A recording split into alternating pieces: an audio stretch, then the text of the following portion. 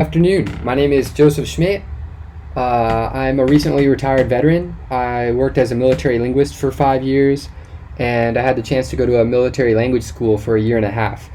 The school was really a phenomenal experience. The teaching teams were just amazing. They had very high teacher to student ratios, and they focused on Socratic questioning and teaching styles that really got the students engaged in the learning process.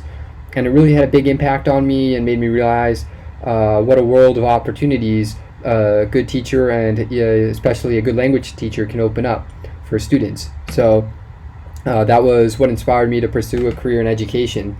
So right now I'm in Hong Kong. I teach English here, and the picture that I'm showing you guys is from one of the suburbs, I guess you could call it, of Hong Kong near where I live. And there are two big problems that I think are very relevant to educating in the Anthropocene. The first one is air pollution, and I'm circling some of the smog here. It gets a lot worse than this, and this is considered clean by Chinese standards, but very dirty by American standards. So the AQI goes from about 20 to 100 normally, and this can have a very big effect on the students, because if you spend a lot of time somewhere where the air is dirty, it can affect your blood pressure, it can affect your chances of getting lung cancer, chances of having asthma, other breathing problems. So when we are providing an education to students, a very big factor is the environment that they're learning in. And so some of the questions that we have to ask, or that administration, I guess, a lot of the times would have to ask is, are the students getting clean air? Are they going to use air purifiers in all the classrooms, or are they going to use HVAC? Things like that. What kind of filters do they need? How often do they have to change the filters? How do they measure the air? When do they measure it? Things like that. We might take that for granted in some of the cleaner areas, I think, especially in the United States. But here, that's a very relevant problem. And the other factor that I think is very relevant to educating in the Anthropocene is overdevelopment. So I'm circling a school here with my mouse, and this building is a low rise. It's just under 10 stories, I think. And in this picture, this particular school was built in a place that has a lot of space. See behind it, you can see a lot of trees and stuff.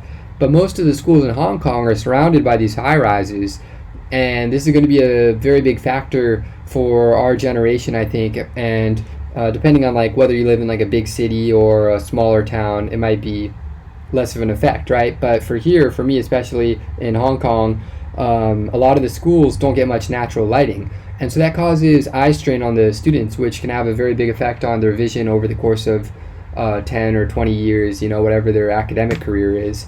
And so some factors that the administration considers when they're building the schools, selecting sites for schools, and designing the interiors of the schools are how developed is the land that the school is being built on, which directions do the windows face, are the directions that the windows are facing likely to be developed in the future. So you can see these windows here are all facing the street, so there's not going to be anything built in that direction. These ones are all right by the water line, so there won't be anything to block that. So they'll always have that natural lighting. But all the ones on these other sides can all get blocked by buildings, and that'll probably happen sometime in the next 50 years or so. So we have to really consider that for the well-being of students' eyes. And I'm sure there's a lot more that is relevant to educating in the Anthropocene in this picture, but I think I've already passed the time limit. I don't want to don't want to ramble on for too long. But I'm really looking forward to learning a lot more in this class. I love reading about education skills. I just finished the Cambridge Encyclopedia of Child Development. I also love reading about neuroscience. It gives a lot of good food for thought about what physical limitations are that affect learning and things like that. So I'm really looking forward to learning with you guys, though, about the role of educators in the Anthropocene. Thank you so much. Bye-bye.